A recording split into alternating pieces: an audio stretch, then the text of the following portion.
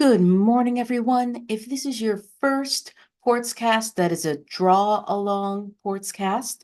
We're going to be drawing today. So students just need at least 5 pieces of plain white paper. Printer paper is perfect. And a pencil. We don't need to do any coloring. It's just going to be pencil today. Okay? So, while we're getting ready to start, each student should have at least 5 pieces of printer paper and a pencil to draw with.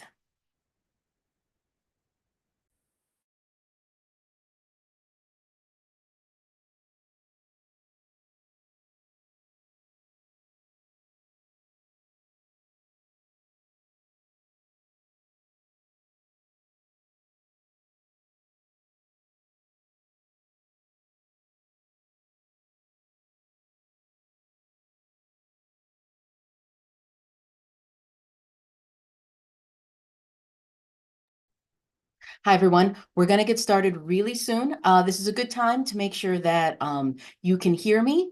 And each student is going to need 5 sheets of printer paper and a pencil for today's program. All right, we're going to wait for a couple more people to come in. We're live on YouTube today, and then we're going to get started.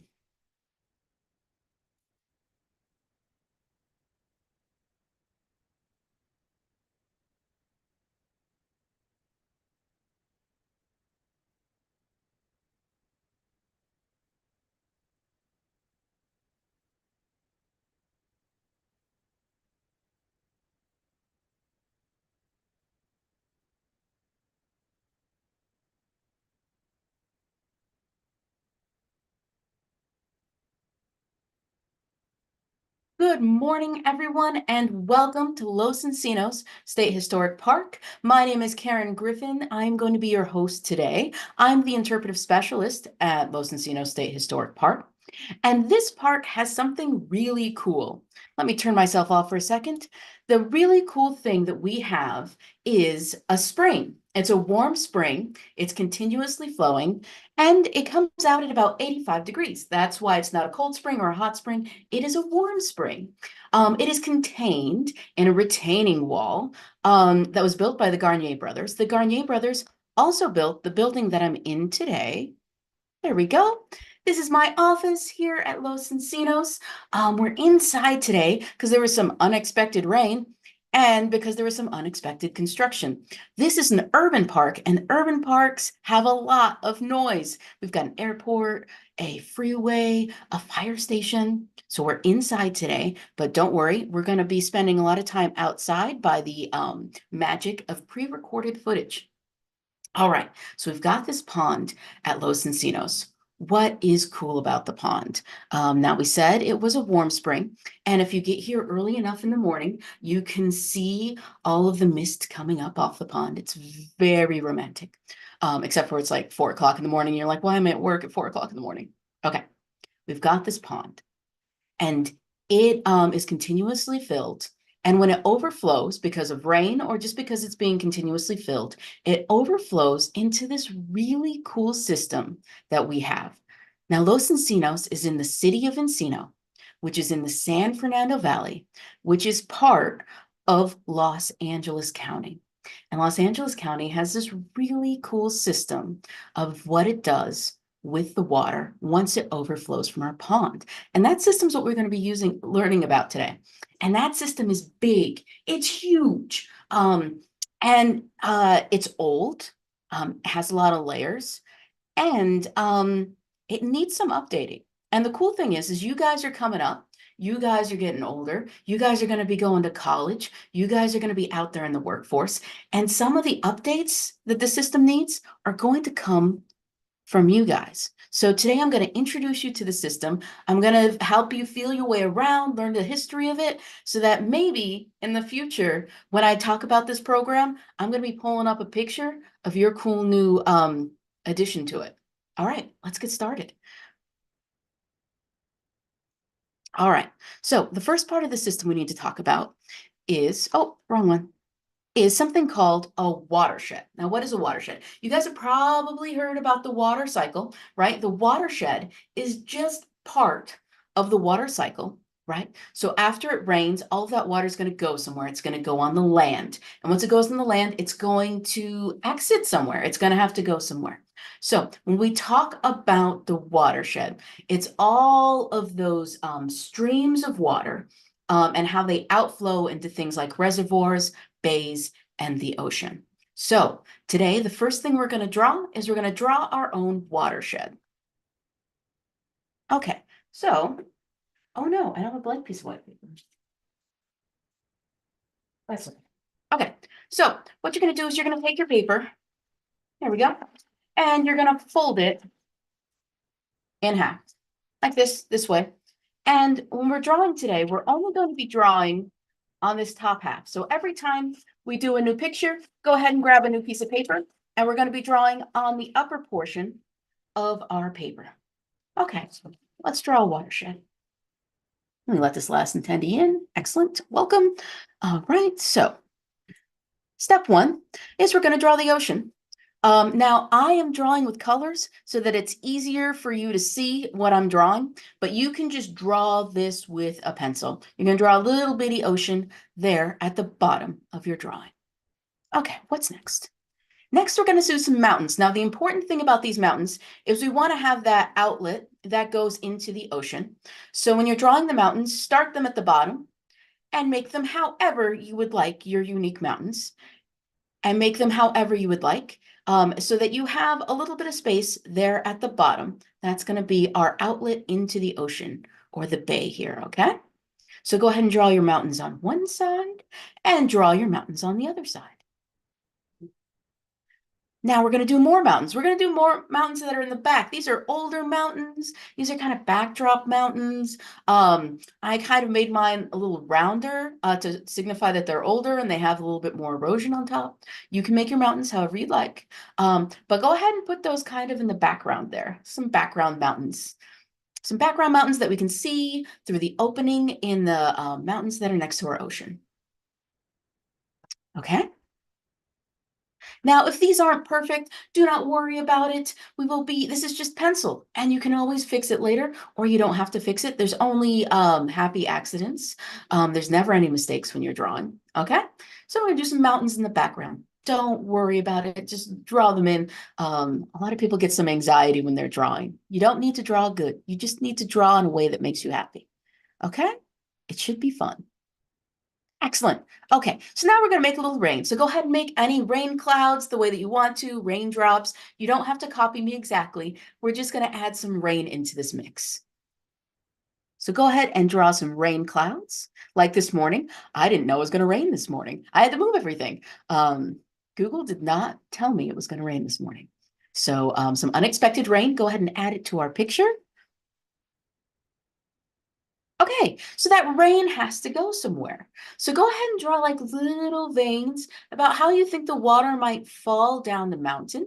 And then when a couple of veins come together, you're going to make like a little pond or a little holding area for those.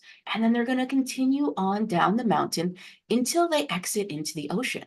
And maybe some of these aren't rain runoff. Maybe some of these are springs, like the one at my park. So, I have a little spring over there. Maybe it's just go ahead and draw a little lake where the spring comes up and go ahead and have that empty on down to the ocean. Now we can see we've got all the water. It's falling on the mountains, and when it falls on the mountain, it's going to funnel down. It's going to exit out into the ocean. Again, does not need to be perfect. Just go ahead and sketch it in. Excellent. And last but not least, we're going to be talking a little bit. Ooh, I've got some lag. Come back. Okay, we're going to be talking a little bit about groundwater. Okay, so groundwater is water that permeates the earth. Permeates, I used a big word. Groundwater is water that is absorbed into the earth. It trickles down and it kind of finds these caverns and these openings under the ground. And there it lives. So go ahead and on one of your mountains, either one of them, draw a little chamber and then draw all of the water that's going to be going into the mountain and collecting in that chamber. And if you want, you can have a spring, just like our spring, that kind of comes up and goes into the ocean. Because remember, it all ends up going out into the ocean. Wonder why it's laggy. Okay. All right. So we have drawn our watershed. All right.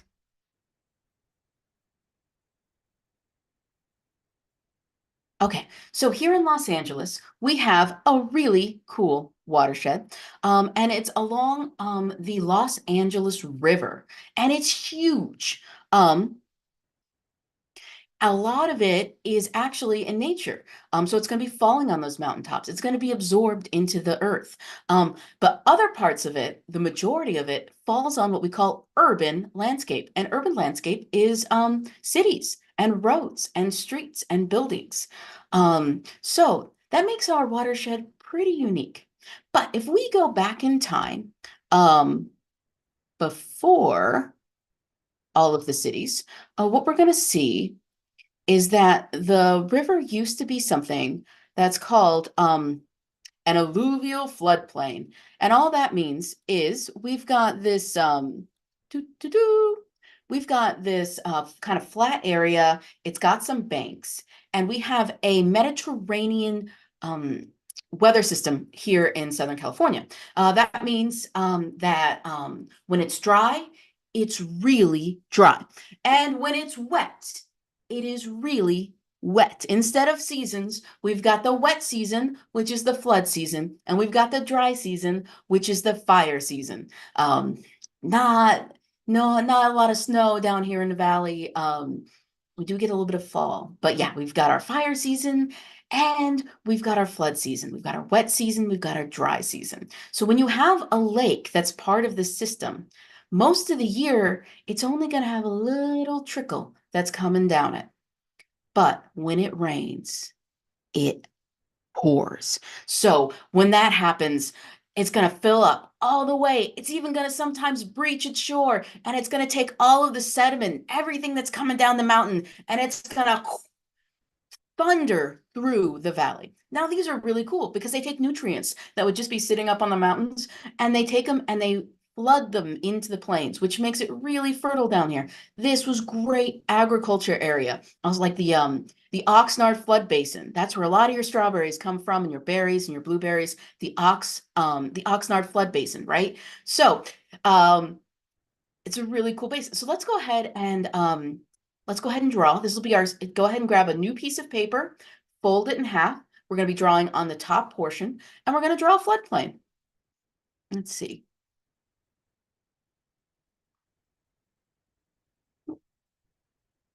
There we go. Okay, we're going to draw a floodplain. So you're looking at the top portion of your piece of paper here. And kind of just like the watershed, we're going to start by drawing in the embankments. So on one side, you're going to draw an embankment, and then you're going to leave a flat area in the middle. And on the other side, you're going to draw another embankment. Embankment is just another fancy word for pile of dirt, right? We're kind of doing a cut, and we're looking at a cross section. We got a pile of dirt here and a pile of dirt there. We're going to go ahead and pencil in the horizon line there in between the two so that we have a place to draw in our river. Okay, go ahead and draw your embankments and your little horizon line. There we go. Okay, now this is going to be a stream, so we're going to pretend it's summer. It's starting to dry up, and I've got a little snake of a stream that's coming through the embankment there. It's not taking up the whole thing. It's very small. It's just kind of going through and just kind of snaking through the middle there. Again, just go ahead and draw it in with a pencil. You don't need to do anything fancy now.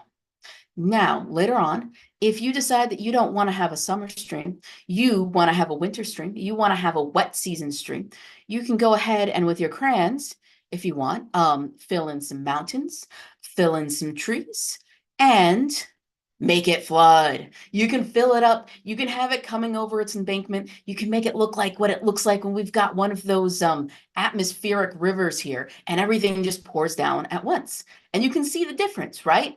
When it rains, the entire thing fills up and it overflows, and it just looks like something completely different.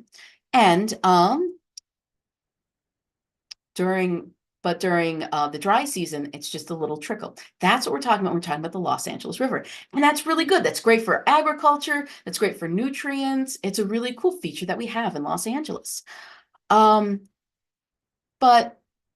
there is a problem with this. Let's see if you guys can guess what the problem might be. So it's really good for agriculture.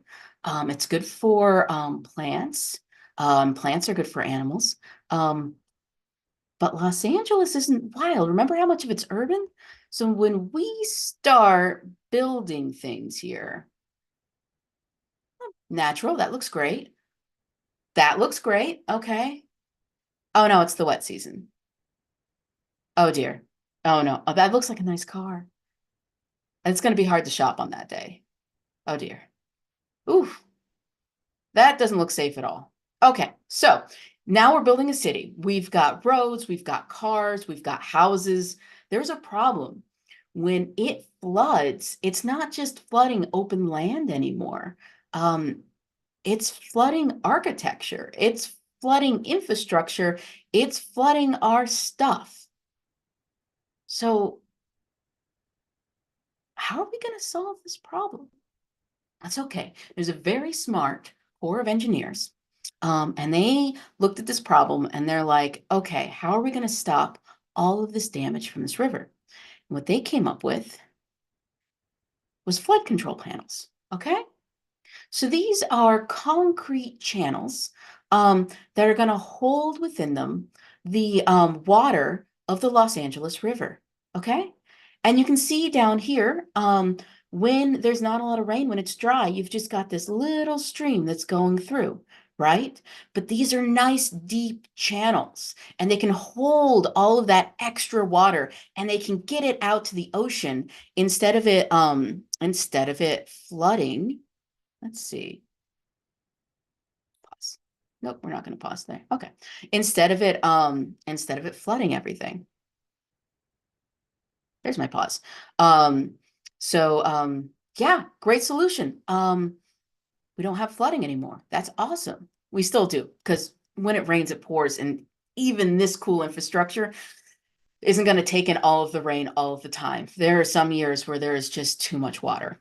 And we have some really cool mechanisms, particularly here in the valley.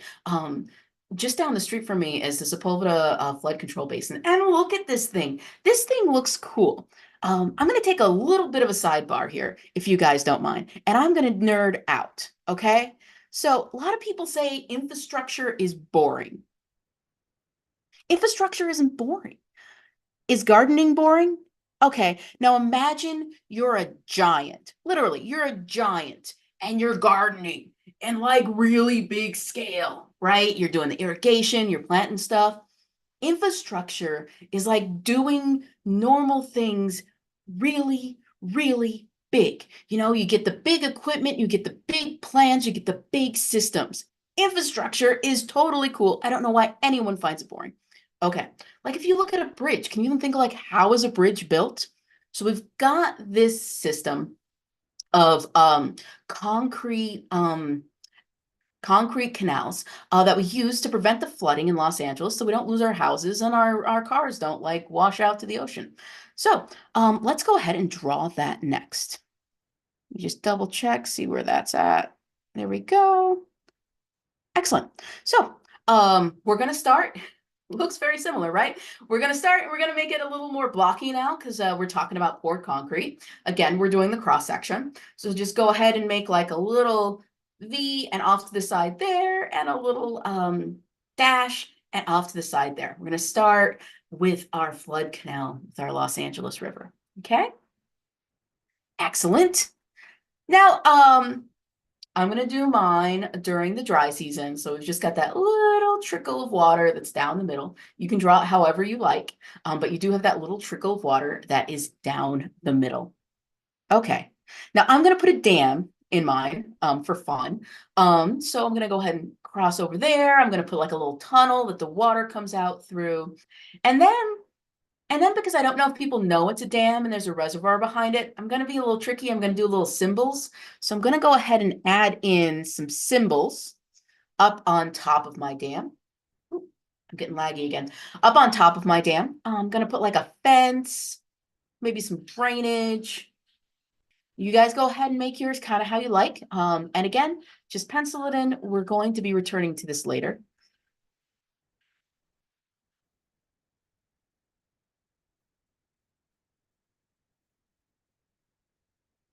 Let me just redo that. Okay. A little less lag now. Okay. Yeah, I'm gonna go ahead and put that in. Great.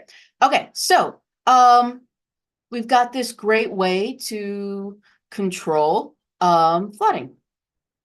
Do you guys see what the problem might be? All right, let's take a look. I'll make myself go away. Excellent. Okay, so remember how much of the landscape here is urban?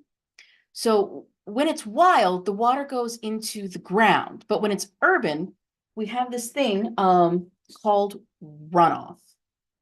All right, so let's take a look at runoff. Oh, wrong one. There we go. All right, we're gonna take a look at runoff. All right, so the landscape, the urban landscape tends to be impervious surfaces. Again, we're using big words. All it means is water can't get through it. We're talking about roads, parking lots, sidewalks, rooftops. These are things where water collects on them and runs off. It is not absorbed into the surface. And when something like that happens, think about you can get a lot of contamination in the water that runs off those areas. Think about oil and grease and gross things that come off your car. Like think about even just like when you track dirt into the house. Your car tracks dirt into the roads. The water washes those roads clean and it takes all those contaminants and it ends up in that watershed. Okay, great. What else? Let's say you've got farms or you've got golf courses and they want to have green grass and they add in pesticides and they add in fertilizer and other additives. Maybe your dog goes to the bathroom and you didn't feel like picking it up. Okay, that poop, all right, now that's going to run off and that's going to end up in that canal, in that water system. All right, what else is going to end up in there?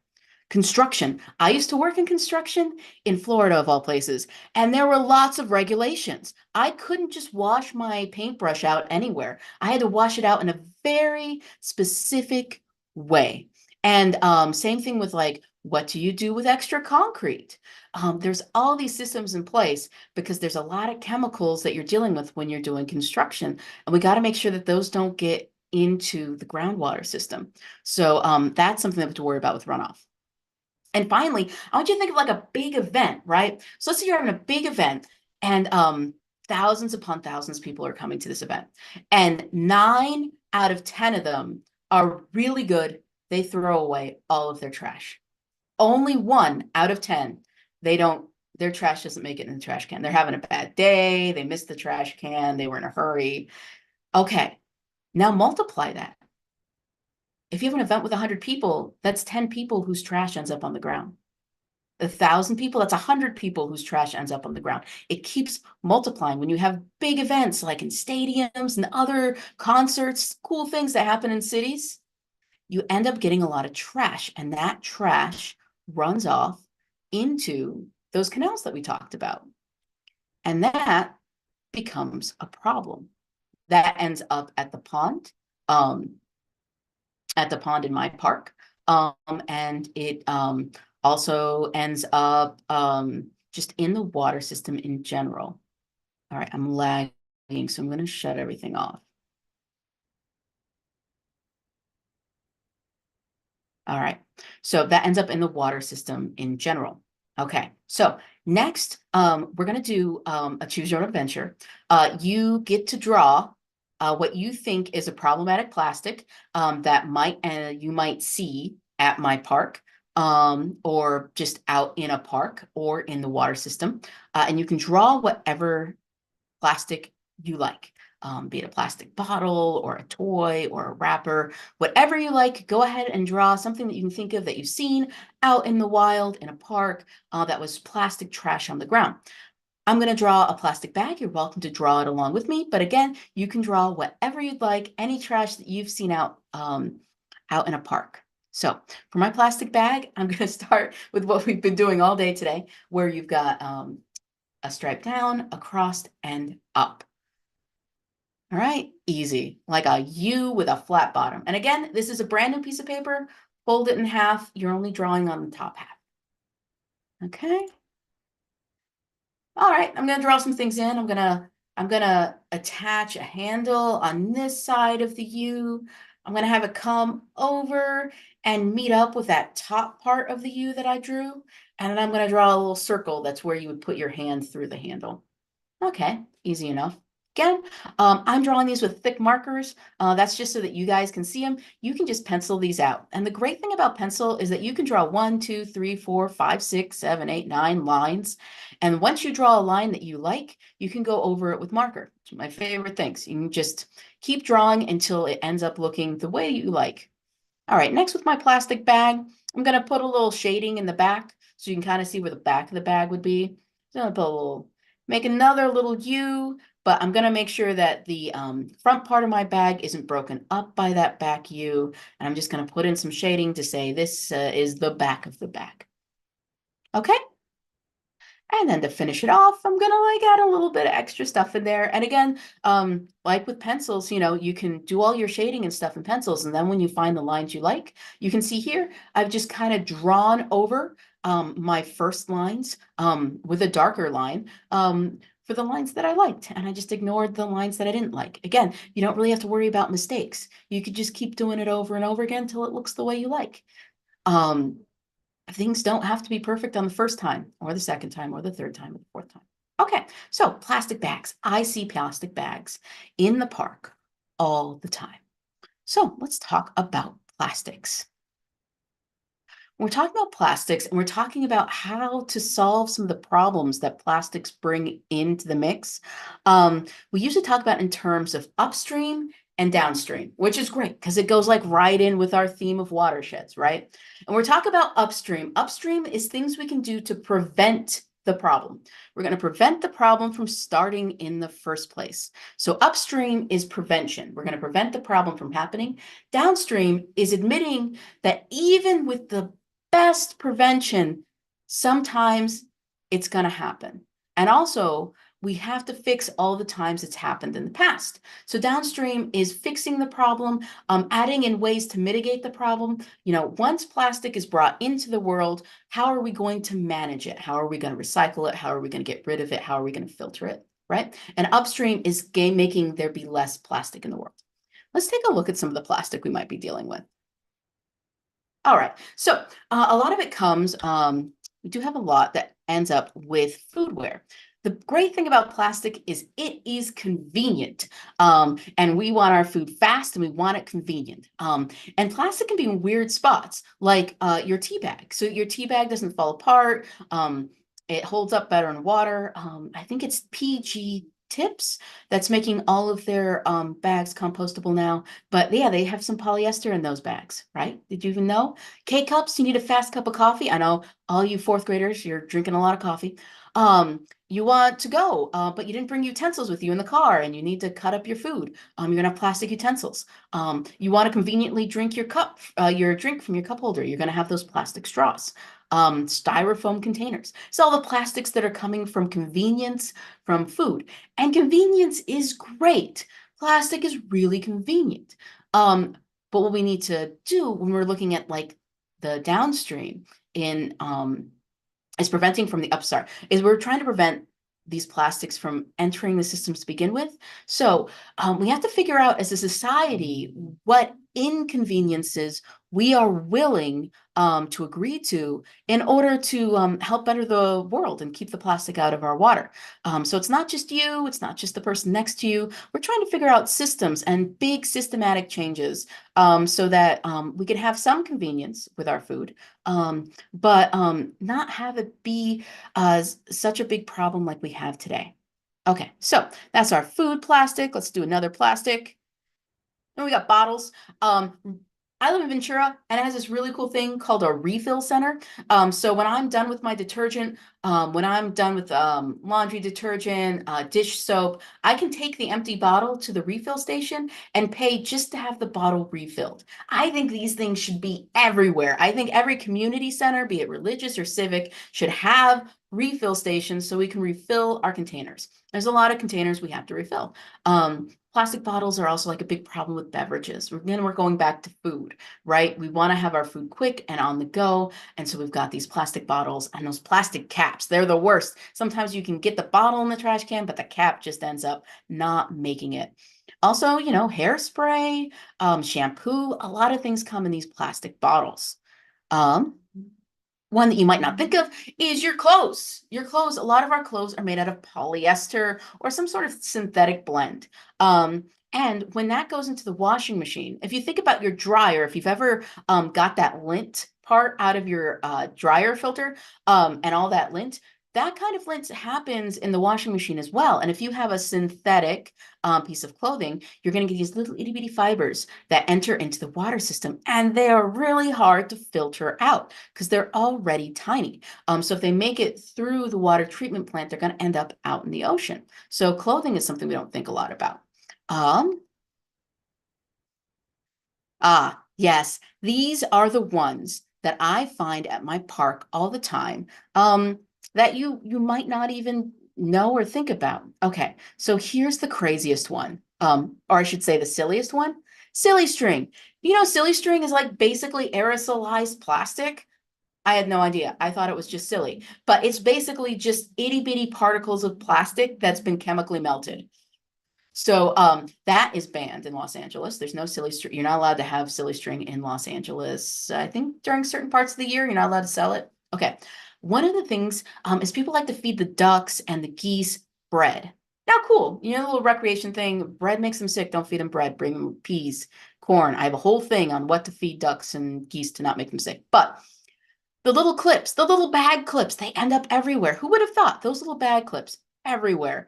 So can we figure out a way to seal those bread bags without the little clips that end up everywhere? Balloons. There is a latex that's made out of a natural rubber, and there's a latex that's made out of plastic. Is it more like out of plastics? So those balloons, they end up popped and they end up in the pond.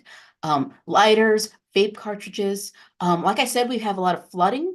So when it's flooding, people go out and they get sandbags. Great. But when those sandbags degrade, and they do, they leave little flecks of plastic everywhere. So it's more expensive, labor intensive, but burlap really is better for the sandbags. Now, here's something I know is going to upset a lot of people. Glitter. Glitter is such a problem. It is already a microplastic. A lot of people don't realize that glitter is plastic. Also, people are doing like these gender reveals and these birthday party explosions, and they have these little foil, what looks like foil, looks like aluminum foil, but really what it is it's a coated plastic. And these little plastic confetti things end up everywhere, and there's thousands of them. They're really hard to pick up and clean. Okay, so these are some of the problem plastics here at Los Encinos. So, why are they a problem?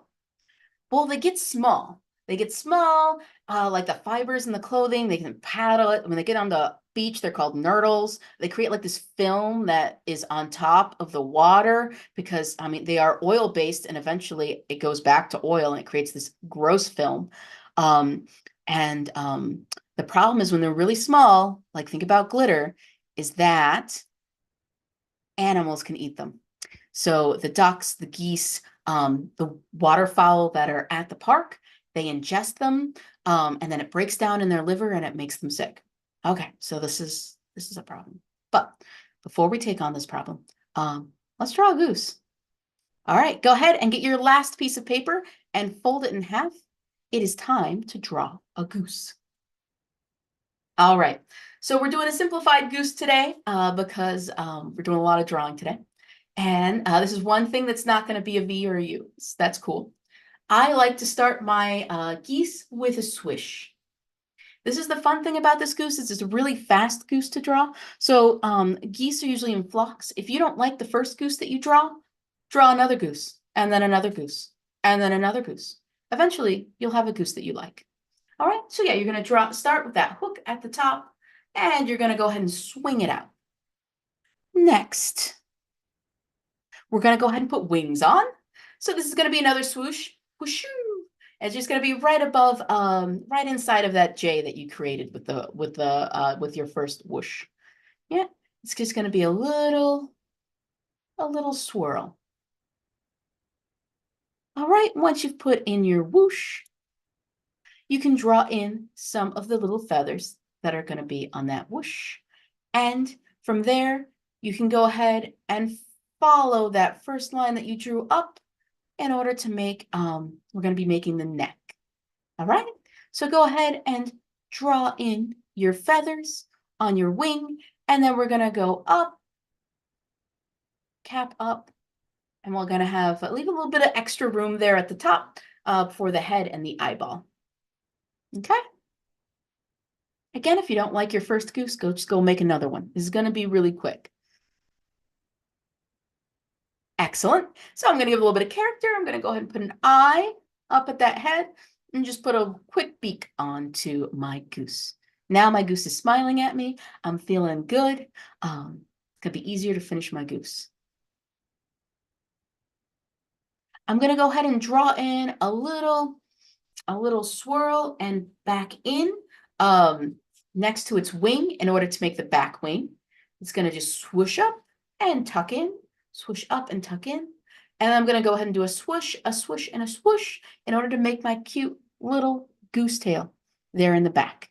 So we're just adding some swooshes in to fill in that back area so you can see like the tip of its other wing, and we're going to give it its goose tail. And last but not least, we're going to draw in some legs. Now they're going to be webbed. They're going to be kind of big, but they're going to be long. So go ahead and make them long, skinny, and a little bit webbed. Excellent. Okay. All right. So we've got our geese. We want to make our geese happy. We don't want our geese eating plastic. What are we going to do? Everything is polluted and oh, don't worry. We already have some really cool solutions. Let's take a look. Okay, now guys, I'm 40, I'm getting older. You guys are young. You're young, and you have so much time to figure out some solutions and to work in this really cool thing that is infrastructure, right? These really big projects. I mean, just a front loader and a big pile of dirt, like a sand castle, right? But huge. Okay, so let me tell you about the components of this infrastructure so we can start like thinking about how we can mix it up and where we might be able to put some cool things in. All right, so first we've got the precipitation, right? The rain, we got rain coming down. That's going to be where we're getting the source of our water. All right, next is storage, right? Where are we going to store that water? So it's going to go into a storm drain, and then where does it go from there, right? It's going to run off of a road. Where is it going to go from there? Is it going to go into a reservoir? Is it going to go into a tank? Is it going to go back into the ground? Where are we going to store all this storm water? Okay. Next, if we're going to treat it, we need some sort of connection to get it from the holding tank to the treatment. Okay? Could be a pipe, could be one of those canals. I don't know. Maybe you guys have like a cool water conveyor belt that you have thought of. That might be cool, right? Something like gravity, just have it fall down, right? Maybe pump up. So yeah, you've got, once you store it, you got to connect it to where you're going to treat it. If you're going to treat it to get that runoff and that plastic out of it, that's going to be your opportunity to clean the water, right? Now, once it's clean, it can be cleaned in a couple different ways. One would be if you cleaned it really good, you scrubbed it up good, everything is out of that water. You're going to redo the chemicals in that water to make it safe for drinking, and you're going to send it into the back into the water system. It's going to become tap water. And that's great because it means we're not taking water from snow melt, which we're running out of, or the Colorado River. We're recycling the water that's already in our system. Okay. Now, maybe you clean it okay, like you get all of the contaminants, the forever plastics, but it's not quite safe enough that you want people drinking it. So when that happens, you can put it, their delivery method might be to put it back into the agriculture system or the landscaping system, so then you're going to have your sprinklers that you see like on the side of the road where it says, don't drink this reclaimed water. That means that it's going through another treatment. Or if you've ever had like a, oh, what's it called? Not a sump tank.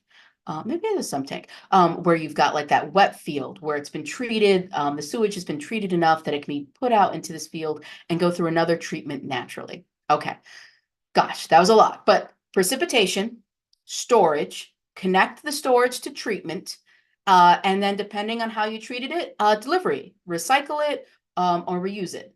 Cool. Okay, so that's the system. This system is owned and operated and created and supported by lots of different people. Like, think about it. Let's say you've got a bottle and it's on the ground. It's trash. Maybe that's going to be your sanitary department, right? It's trash. It goes into a garbage truck. But what about when it gets into the water system? Is the garbage truck going to go into the river and grab it?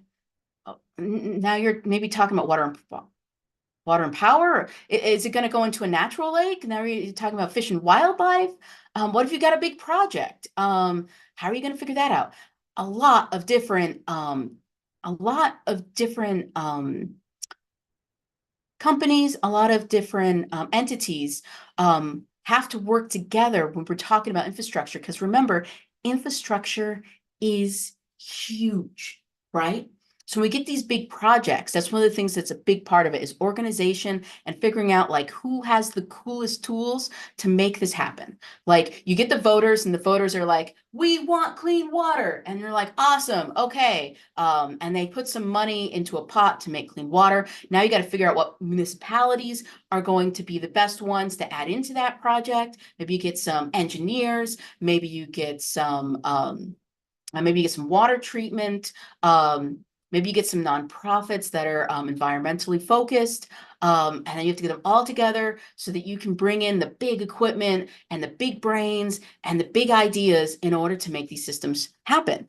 And this has been done. We're doing this. We've made such progress just here in Los Angeles. Just in the last few years, we've passed a lot of things that are from the upstream to the downstream. Where we're talking about getting some of the single-use plastics out of the food system, how to and then what to do with those plastics once they get into the system. We're passing this legislation, we're passing these propositions, we are funding these projects, and we just need the continued support to be like, yes, we want these cool projects because these projects are cool. I am a big Star Trek nerd, so I know this is Starfleet Academy. But what it really is just down the street, we have this wastewater treatment plant that's a Japanese garden. That's right, it's a garden. It's not like a big building with smokestacks. No, it's a garden. That's one of the cool things that we're doing. And this place isn't brand new. This has been around for a while, right? All right. When we're talking about storage, right? So now we make these big holding tanks, these huge holding tanks. Look how little those freeways are. These are basically man-made lakes that are holding all of the stormwater. So instead of the stormwater going straight into the canal and going straight out to the ocean, we're holding it, we're cleaning it, and if we can get it to an area that is not a non-porous area, right? We can get it to ground, we can get it to trickle down, we can use that water to replenish the groundwater that we already have. And that's a form of recycling, right? So think about lakes. If you make a lake, a dam, and a lake, think of how much space a lake takes up, right? An entire city could exist in the land that's taken up with a lake, right? But underneath San Fernando Valley is the San Fernando Valley water basin, and that's groundwater and giant holding tanks that already exist under the ground. If we can get the water back into there, then when we need it, we can pump it up with a well. And when we don't need it, it's going to be under our feet and not taking up a lot of space. So that's what these cool holding tanks do. And we've got multiple ones of them here in the valley. These are really cool. Don't you want to build like a giant lake? What are you doing today at work? I'm building a giant lake. That's cool. Infrastructure is not boring. Oh, okay. What about smaller projects? Green alleys. Okay, so like an alleyway, you're only thinking about it. You've got that asphalt that's going through the alleyway, right? But then like there's an earthquake or it shifts, so there's a lot of rain, you get potholes, and trash that collect in the alley. It's not very attractive, right? So if you make the alley a pathway and then you make these divots, right? You make these canals or these channels that are on the side. Can you see how when it rains, the water is going to collect in those channels? And you see how like the big pieces of trash, the big plastic bottles and stuff are probably going to end up caught right where those stones are. And then the rest of it's going to go into that wash out into that area that's not concrete. It's not asphalt. And it's going to go back down into the groundwater instead of flooding and running off. All right. So these are, see another one. So in parks, you might see in parks, like it says, like it's a water reclaiming garden. These are like big garden beds that again are like little ponds. And during most of the year when it's dry, that's it. They're dry. But when it rains a lot, they collect the water, they have a pre-treatment tank, and then they put it back to the storage in the ground basin. Okay, couple more. We haven't figured this out yet. This is new. This is cutting edge, right? So even like just recently, we figured out like, oh, we don't like these curbs. They don't work really good. So what we're going to do is we're going to design a better curb. Is this the bestest curb? We don't know. There might be an even better curb that's stuck in your head. So my goal is for you guys and me and everyone. What you're going to do is you're going to take all of your drawings, right? You've got a little book now with all of your drawings. You're going to go ahead and put them together and you can staple them into a little book or use a rubber band and make your little book, right? And you're going to start with a watershed, right? And go ahead and on top of that sketch that you make, draw your cool idea. And no idea is too silly. Just go ahead and draw like a cool idea. Like think about, okay, it rains and plastic gets into this watershed. What am I going to draw in this watershed that's going to help the plastic stay out of the ocean, right? What ideas do I have for controlling this flood? Draw it right on top of your drawing, your new idea. You know, this is my idea right here. Let's see. So I drew a little spider robot that can sense plastic and other contaminants and take it out. It lives right there in the LA River, and it takes out other contaminants like a crab or a lobster, right? Go ahead and when you get to your goose, it can be a happy goose because it's not dealing with plastics in the water anymore. And because of the way that you made the book, you should have plenty of blank pages because there's plenty of ideas left for figuring out some cool new innovations for the future, for the watershed, for these big infrastructure projects, right? Let's see. So, I mean, if we just, that's the end of the program, but if you want to keep on, I'm going to show you a couple more projects that are cool. Just if you need a little bit more ideas. So this is an alleyway. This is what the alleyway used to look like, right? And then the community got together and they installed these to help catch the runoff, to help keep it clean, right? They designed it for their community. These things are happening now. These are things that you can be a part of. Okay. And then the one that's my absolute favorite, let me go back. Okay. This is first off, shout out to West Coast Aerial. They have a really cool website. But just completed is this giant $1 million project. So if we go back to World War II, in San Fernando Valley, we had a lot of industries, and those industries dumped chemicals that contaminated parts of our groundwater so that it's not usable. So we've got this groundwater, we can't put it back in the ground and pump it back up the well because the water is contaminated, we can't use it. So we spent billions of dollars to create these really cool facilities. Remember here, we've got the lakes, the holding lakes, right?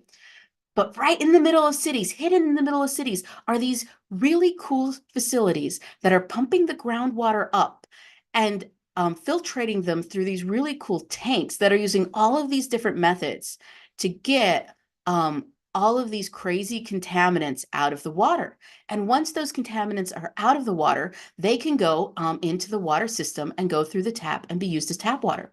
So now we're not taking snow runoff. Now we're not taking water from Owens Valley. We're not taking water from the Colorado River. We are self-sufficient.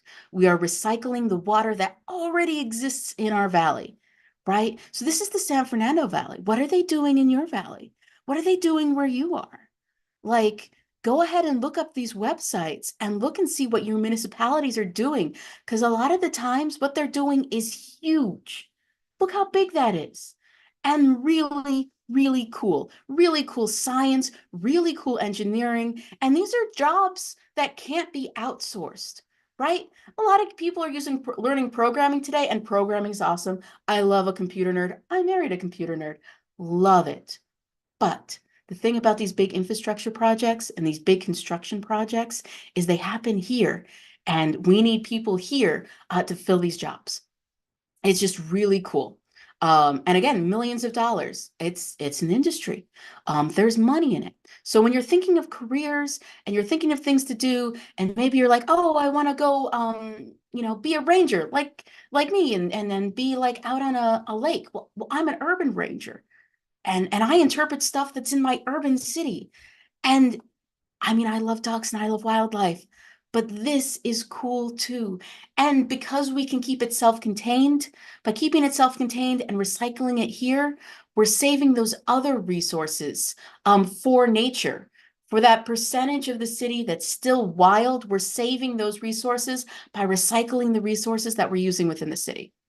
Okay, guys, that is the end of my program. Here's a little bit more of the geese. I do a lot of programs. I do portscasts, not just for Earth Day. If you guys want a program just for your classroom, go ahead and email me down here at Los Encinos at parks.gov, and we can set up a one-on-one to talk about geese, to talk about the watershed, to talk about agriculture, to talk about history. Just go ahead and send me an email. Or if your students want to do a follow-up and show me what they've drawn for this course, excellent. Just email me right down there. And then again, this is the little spider that I drew. So just go ahead and draw like a cool thing over the sketches that you've already drawn. Like, I don't know what cool idea you're going to come up with. But yeah, I did a robot spider with a trash sensor technology. Does it exist? No. Will it exist one day? Who knows? It might just be something that happens. Okay, guys, it's been a lot of fun, and I hope you see you at our next sportscast. Have a good one. Bye.